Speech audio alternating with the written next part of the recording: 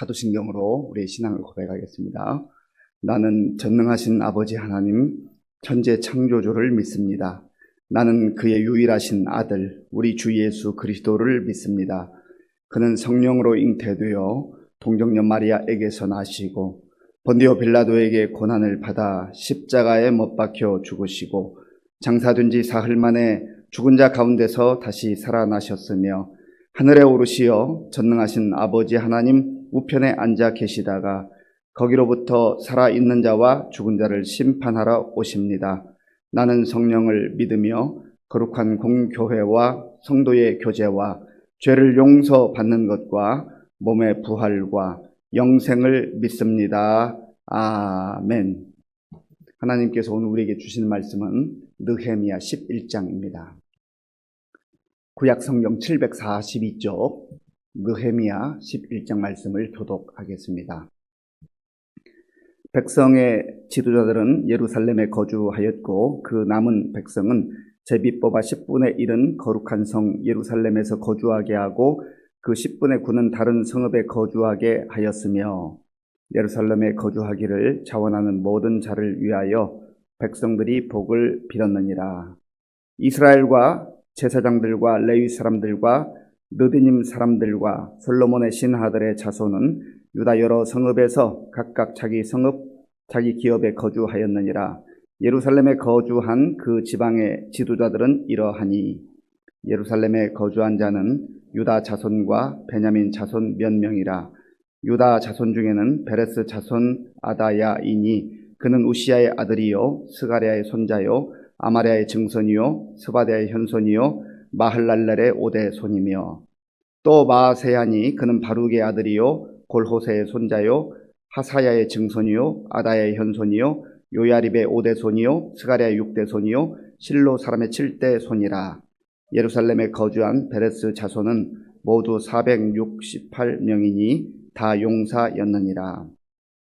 베냐민 자손은 살루이니 그는 무술람의 아들이요 요엣의 손자요 부다의 증손이요 굴라의 현손이요 마세의 5대 손이요 이데엘의 6대 손이요 여사의 7대 손이며 그 다음은 갑배와 살레 등이니 모두 928명이라.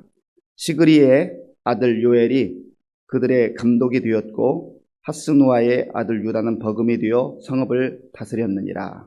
제사장 중에는 요야립의 아들 여다야와 야긴이며 또 하나님의 전을 맡은 자 스라야이니 그는 힐기야의 아들이요 무슬람의 손자요 사독의 증손이요 무라요의 현손이요 아히두베의 5대 손이며 또 전에서 일하는 그들의 형제니 모두 822명이요 또 아다야이니 그는 여로함의 아들이요 블라야의 손자요 암시의 증손이요 스가랴의 현손이요 바술의 5대 손이요 말기야의 6대 손이며 또 그 형제의 족장된 자인이 모두 242명이요 또 아마세이니 그는 아사렐의 아들이요 아흐세의 손자요 무실레못의 증손이요 임멜의 현손이며 또 그들의 형제의 큰 용사들이니 모두 128명이라. 하그돌림의 아들 삽디엘이 그들의 감독이 되었느니라. 레위 사람 중에는 스마야이니 그는 핫술의 아들이요 아스리감의 손자요 하사베아의 증손이요 분리의 현손이며 또 레위 사람의 족장 삽부대와 요사밧이니 그들은 하나님의 전 바깥 일을 맡았고 또 아삽의 증손 삽디의 손자 미가의 아들 mat다냐이니 그는 기도할 때 감사하는 말씀을 인도하는 자가 되었고 형제 중에 박보갸가 버금이 되었으며 또 여두둔의 증손 갈랄의 손자 삼무아의 아들 압다니 거룩한 성의 레위 사람은 모두 284명이었느니라. 성 문지기는 악굽과 달몬과 그 형제이니 모두 172명이며 그 나머지 이스라엘 백성과 제사장과 레위 사람은 유다 모든 성읍에 흩어져 각각 자기 기업에 살았고 느드님 사람은 오벨에 거주하니 시하와 기스바가 그들의 책임자가 되었느니라. 노래하는 자들인 아삽 자손 중 미가의 현손 mat다냐의 증손 하사베아의 손자 바니의 아들 우시는 예루살렘에 거주하는 레위 사람의 감독이 되어 하나님의 전 일을 맡아 다스렸으니 이는 왕의 명령대로 노래하는 자들에게 날마다 할 일을 정해 주었기 때문이며 유다의 아들 세라의 자손 곧 무세 사벨의 아들 부다히야는 왕의 수하에서 백성의 일을 다스렸느니라.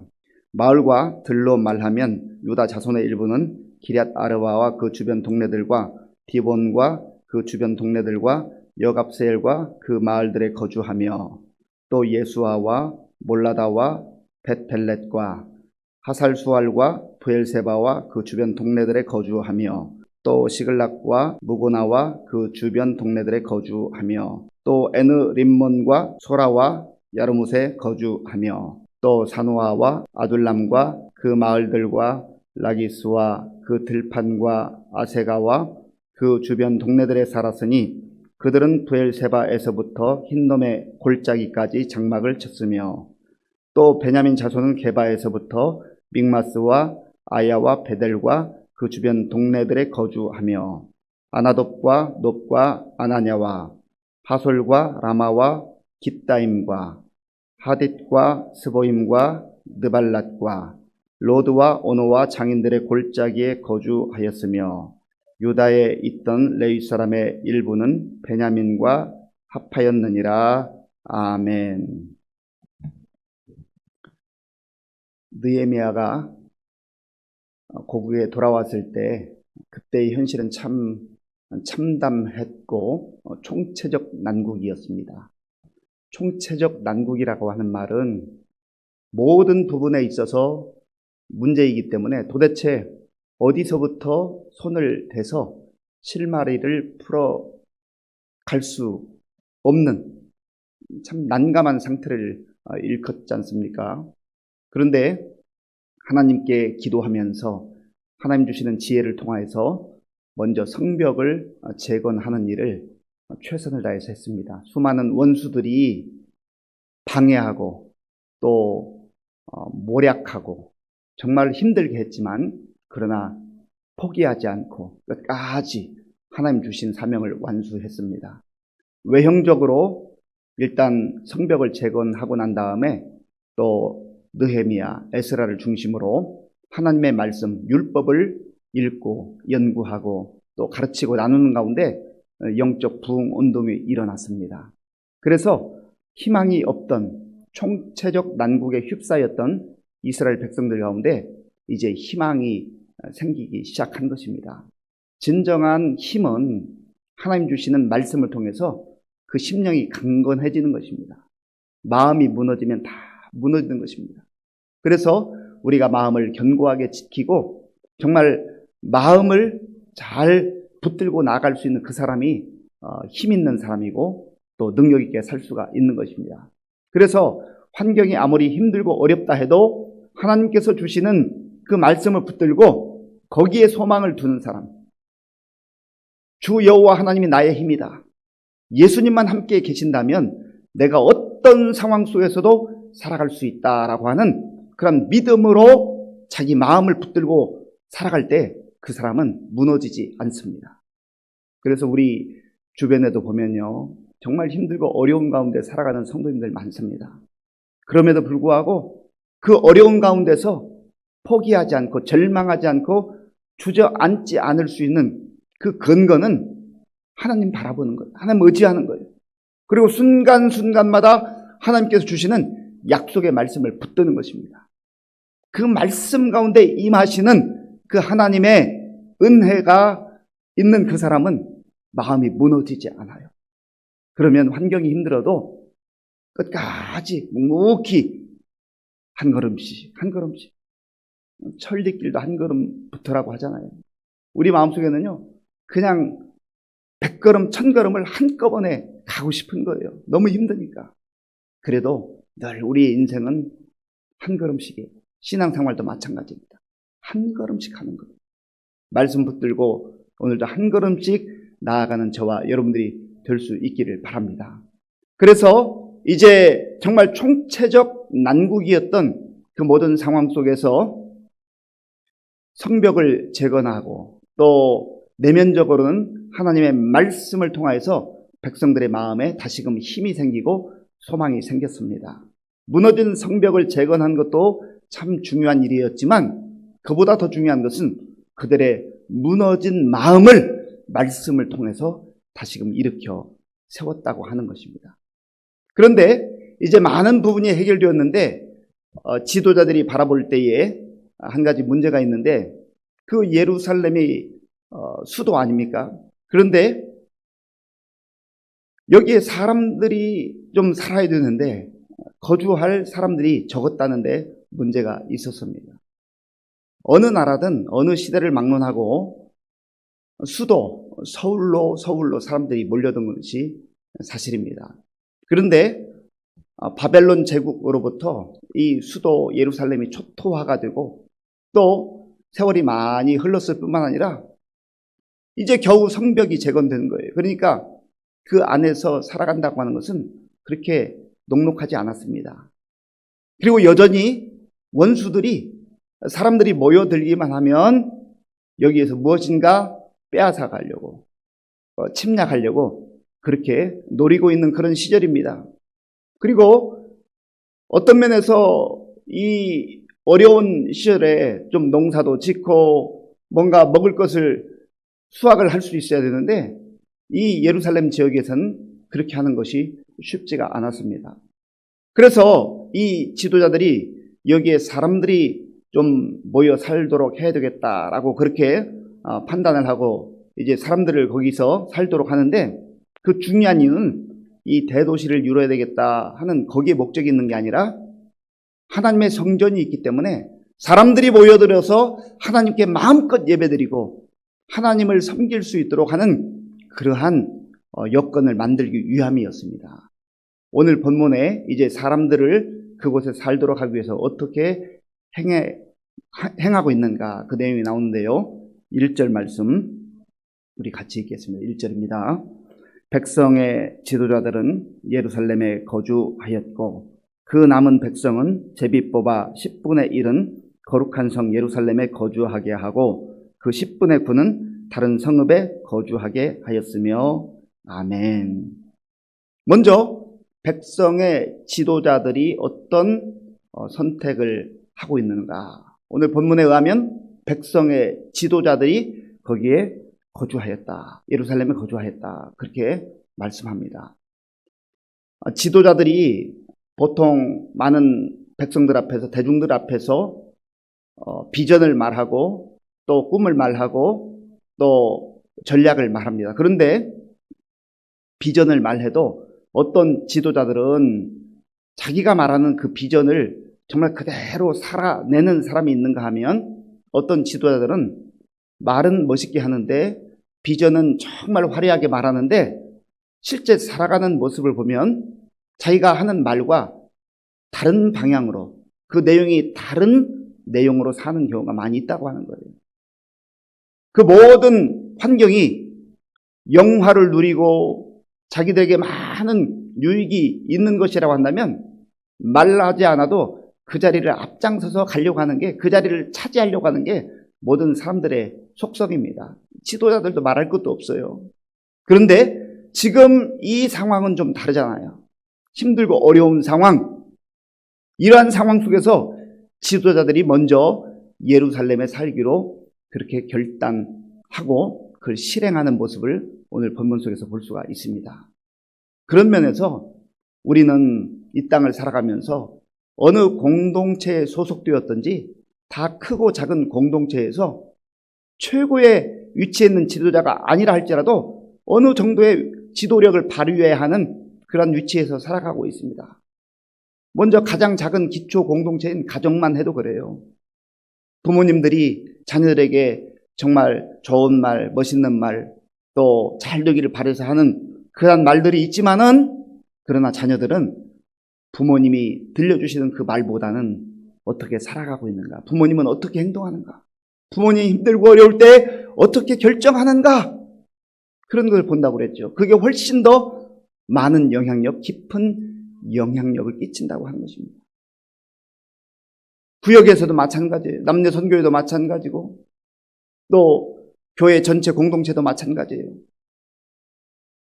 예를 들어서 목사가 설교는 멋있게 하는 것 같고 참 유창하게 하는 것 같지만 살아가는 삶이 그 말씀과 동떨어져 있다고 한다면 그게 무슨 능력이 있겠어요? 무슨 영향력이 있겠어요? 말만 잘하는구만. 말은 멋있게 하네. 우리가 세상 속에 살 때도 마찬가지예요. 직장 속에 살아가면서 또 어느 공동체 속에서 살아가면서 우리 주변의 사람들이 다 우리가 예수 믿는 사람, 하나님의 자녀들인 걸 아는데 말은 구구절절 멋있게 하는데 전부 자기가 먼저 챙기고 좋은 자리 있으면 자기가 먼저 뛰어가서 그거 차지하려고 하고 세상 사람들과 전혀 다르지 않은 가치, 말은 다르게 하는 것 같은데 살아가는 모습은 똑같은 내용, 아니 오히려 더한 모습으로 살아간다고 한다면 세상 사람들이 그 사람을 향하여서 손가락질 하지 않겠어요? 전도할 때 그 전도가 먹히겠습니까? 오히려 역효과가 나게 되는 것이죠. 그런 의미에서 우리가 어느 위치에서 살아가든지 오늘도 우리 자신의 모습을 보면서 정말 하나님이 나에게 주신 그 삶의 자리에서 나는 어떤 지도력을 발휘하고 있는가? 나는 복음에 합당하게 살아가고 있는가? 그런 의미에서 하나님께 귀하게 쓰임받았던 인물들은 다 역경도 있었지만 시련도 있었지만 그 어려운 자리를 선택해서 나아간 거예요. 오늘 저와 여러분들 가운데 그러한 힘들고 어려운 자리라 할지라도 주님이 원하시는 자리라고 한다면 그 자리까지 나아가서 사명을 이루고 또 주변 사람들에게 참 저 사람 진짜 그리스도인이구나, 복음의 아름다운 영향력을 끼칠 수 있는 저와 여러분들이 될 수 있기를 바랍니다. 그렇게 사는 사람이 더 큰 또 지도력을 발휘할 수 있는 그 자리로 안내를 받는 거, 인도함을 받는 거예요. 자, 두 번째는 이제 제비뽑기가 있는데요. 1절 말씀 제가 한 번 더 읽겠습니다. 백성의 지도자들은 예루살렘에 거주하였고 그 남은 백성은 제비 뽑아 10분의 1은 거룩한 성 예루살렘에서 거주하게 하고 그 10분의 9는 다른 성읍에 거주하게 하였으며 아멘. 제비 뽑기를 했어요. 그런데 여기서 왜 제비 뽑기를 했을까? 사실은 사람들이 여기에서 살고 싶지 않고 살려고 하지 않았는데 이제 성벽이 재건이 되고 또 무엇보다도 하나님의 말씀을 통하여서 이 백성들의 마음속에 소망이 생겼어요. 희망이 생겼어요. 힘든 거 알아요. 어려운 거 알아요. 여전히 위험한 자리인 거 알아요. 그런데 이제 회개 운동을 일으키고 말씀의 은혜를 받았을 때 이제 백성들이 여기에 우리가 살아야 되겠습니다 라고 그렇게 자원하는 그러한 사람들이 생겼다고 하는 것입니다. 참 놀라운 일이죠. 그래서 제비뽑기를 하는 거예요. 제비뽑기. 이 제비뽑기는 어떻게 보면 그때그때 하나님께서 또 이스라엘 백성들 공동체를 통해서 사용하신 그 하나님의 뜻을 따르는 그러한 방법이었습니다. 그래서 사도행전 1장에 보면 가룟 유다가 예수님을 배반하고 이제 사도직을 버렸을 때 사도들이 모여서 그 빈자리를 채우잖아요. 그때에 제비뽑기를 통하여서 마띠아가 12제자 중에 한 명으로 이제 다시 보충이 되게 되고 그래서 사도직을 감당하는 것을 보게 됩니다. 어떻게 보면 그 자리가 영광스러운 자리일 수도 있지만 사실은 십자가의 길을 걷는 자리, 십자가의 길을 걷는 그 자리에 부름을 받았을 때 묵묵히 아멘으로 순종하고 그 길을 걷는 것입니다. 또 예수님께서 십자가를 짊어지시고 골고다 언덕을 향하여 가고 있을 때 얼마나 참 힘들고 고단한 길이었는지 자꾸 쓰러지잖아요. 그때에 그 군중들 틈에 있었던 구레네 시몬이 거기에서 부름을 받은 거예요. 아니 왜 내가 이런 상황 속에, 이 위급한 상황 속에, 이 두려운 상황 속에 내가 왜 여기에 선택되어야 돼? 어떻게 보면 그것은 외형적으로 보면 하나님의 복이 임한 것이 아니라 어쩌다가 끌려가서 그 십자가를 짊어지고 대신 예수님을 대신해서 일정 거리를 가야 되는 그러한 상황이었지 않습니까? 그런데 그 이후에 그 가문, 그 자녀들이 신앙생활하는 모습이 신약성경 곳곳에 이렇게 기록이 되어 있는데요. 자세한 건 아니지만 그러나 정말 예수를 잘 믿는 가문으로, 믿음의 가문으로 그렇게 세워지는 것을 보게 되는 것입니다. 그래서 우리가 때로 주님의 일을 할 때 내가 자원하는 그 자리일 수도 있지만 그러나 그 자리가 영광스러운 자리이어서가 아니라 빛나는 자리이어서가 아니라 화려한 자리이어서가 아니라 십자가의 자리, 십자가의 길임을 알고도 주께서 베풀어 주신 그 은혜가 크기에 내가 주님의 그 십자가의 은혜를 받았기에 나도 예수님의 말씀처럼 아무든지 나를 따라오려 자기 십자가를 지고 그 말씀에 근거해서 십자가의 길을 가는 거예요. 세상 사람들이 좇는 길은, 세상 사람들이 추구하는 길은 다 십자가가 없는 화려한 자리, 정말 편안한 자리, 멋있는 자리, 그 자리를 꿈꾸고 그 자리를 향하여 나아가지만 그리스도인들이 나아가는 그 자리는 늘 십자가의 자리입니다. 십자가의 자리. 우리가 그걸 알고 가는 게 중요해요. 제비 뽑기를 통하여서 내가 그 자리에 있든지 혹은 자원함으로 내가 그 자리에 가든지 그 자리는 십자가의 자림을 꼭 기억해야 됩니다. 그리고 우리 예수님께서 친히 그 길을 앞서가셨잖아요. 예수님이 제자들을 부르실 때도 이렇게 말씀하셨어요. 야, 너희들 가라.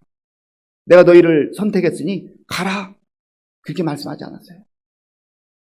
나를 따라오너라. 나를 따라오너라. 내가 하나님의 뜻에 따라서, 아버지 하나님의 뜻에 따라서 만민을 구원하기 위해서 십자가의 길을 묵묵히 가는데 너희들이 제자로 부름을 받았다고 한다면 나를 따라오너라. 이게 12명의 제자들에게만 해당되는 이야기이겠습니까? 오늘 저와 여러분들에게도 동일하게 주님께서 부르시는 사랑하는 딸아, 사랑하는 아들아, 나를 따라오너라. 그 길은 십자가의 길이다. 그 길은 고난의 길이다. 그러나 고난만 있는 것이 아니고 십자가만 있는 것이 아니고 십자가 너머에 부활의 영광이 있다. 하나님께서 예비하신 의의 면류관이 있다. 그 약속이 있기 때문에, 그 소망이 있기 때문에 우리가 십자가의 길도 마다하지 않고 고난의 길인 것을 알면서도 묵묵히 가는 것입니다. 이게 하나님 나라의 백성들이, 하나님의 자녀들이 살아가는 그런 삶의 법칙의 원리예요. 그래서 교회에서 우리가 정말 또 지금 항존직 선거를 하고 있습니다만 이 모든 그 자리는요, 박수 받는 자리, 화려한 자리, 그런 자리가 아니에요. 고난의 자리이고 십자가의 자리예요. 우리가 그걸 알고 묵묵히 주님 안에서 그렇게 한 걸음 한 걸음 나아가야 한다고 한 것입니다. 지도자들 그리고 제비뽑기로 선택된 사람들이 이제 예루살렘에 거했고 나머지는 또 곳곳 다른 성읍에 거주했지만 이제 이들이 살아가는 삶의 방식은 예루살렘 성 안에서만이 아니라 어디에 있든지 다른 성읍에 거한다 할지라도 이들의 그 심령 속에는 우리는 십자가의 길을 걷습니다. 우리는 고난의 길을 걷습니다. 그러나 고난만 있는 것이 아니라 주님이 약속하신 마침내 영광의 문으로, 영광으로 우리를 인도하는 것을 소망합니다. 그러한 믿음으로 살았던 거예요. 오늘 저와 여러분들도 이 약속의 말씀을 마음에 깊이 새기시면서 때로 정말 우리가 지도자의 자리에서 힘들고 험난한 길이라 할지라도 먼저 본을 보이면서 참 하나님의 자녀들답게 아름다운 영향력을 끼칠 수 있기를 바랍니다.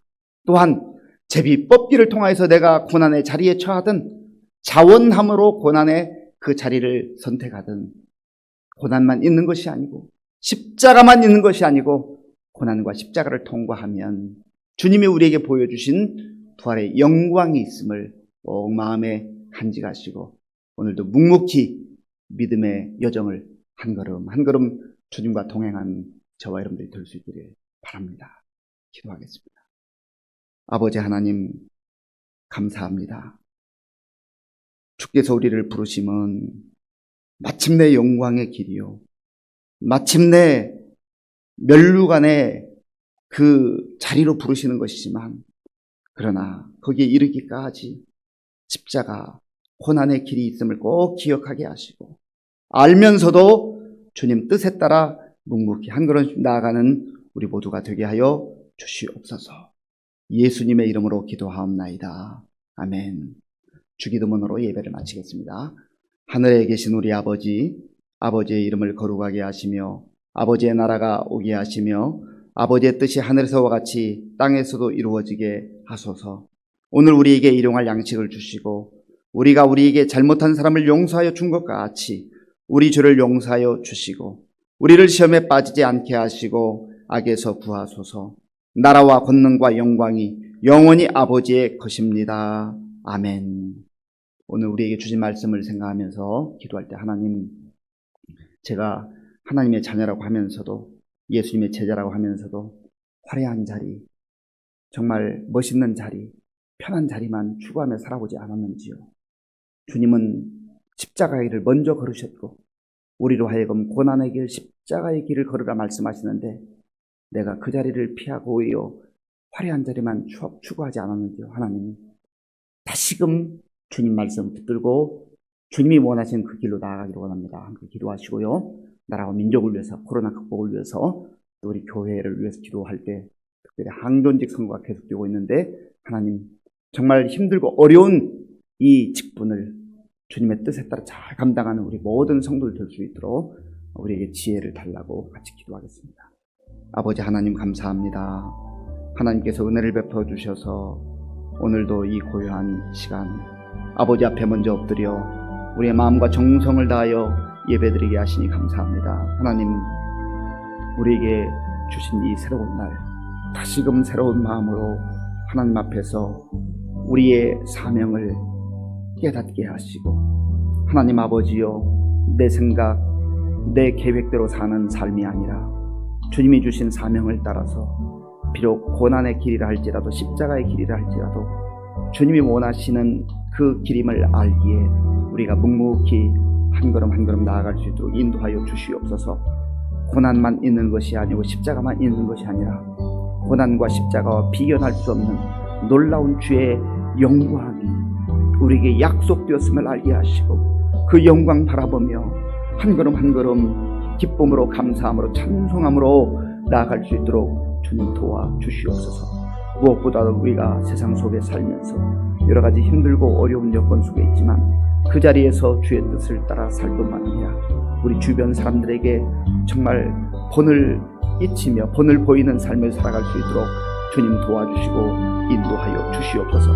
그리하여서 오늘 우리의 삶이 특별히 우리 가까이 있는 사람들에게 아름다운 복음의 영향력을 나타낼 수 있도록 역사하여 주시옵소서.